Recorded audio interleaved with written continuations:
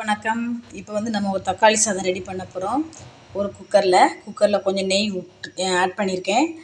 அதில் கொஞ்சம் இஞ்சி, பூண்டு, கிராம்பு, ஏலக்காய், பெருஞ்சீரகம் போட்டு கிரைண்ட் பண்ணி அதை என்ன செஞ்சுருக்கேன், அந்த நெய்யோடு சேர்த்துருக்கேன். அதுக்கப்புறம் தேவையான பொருட்கள் பார்ப்போம். தக்காளி, கருவேப்பிலை, கொத்தமல்லி இலை, பச்சை மிளகா 3, பல்லாரி வெங்காயம், அப்புறம் கொஞ்சம் அரிசி, ஒரு 3/4 ஆக்கு அரிசி களைஞ்சி ஊற வச்சுருக்கிறேன். சாதாரண சாப்பாட்டு அரிசி தான்.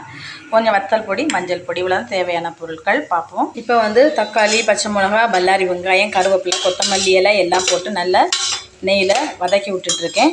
இப்போ இந்த மஞ்சள் பொடி, வத்தப்பொடி இதையும் சேர்த்து என்ன செஞ்சுக்கலாம், கொஞ்சம் நல்லா வெங்காயம் எல்லாம் வதங்கட்டும். இப்போ தேவையான அளவு உப்பு போட்டாச்சு. உப்பு போட்டு நல்லா வதக்கி விட்டுக்கலாம்.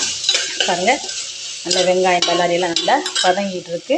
இப்போ அரிசியை போட்டு அதை என்ன செஞ்சுக்கலாம், வதக்கி விட்டுக்கலாம். இப்போ 3/4 ஆக்கு அரிசிக்கு நான் வந்து அளவு தண்ணி 2 ஆக்கு தண்ணி உள்ளே விட்டுக்கிறேன். அவ்வளோதான், முடிஞ்சிருச்சு. இனிமேல் நம்ம என்ன செஞ்சுக்கலாம், குக்கர் மூடியை போட்டு மூடி விசில் விட்டுக்கலாம்.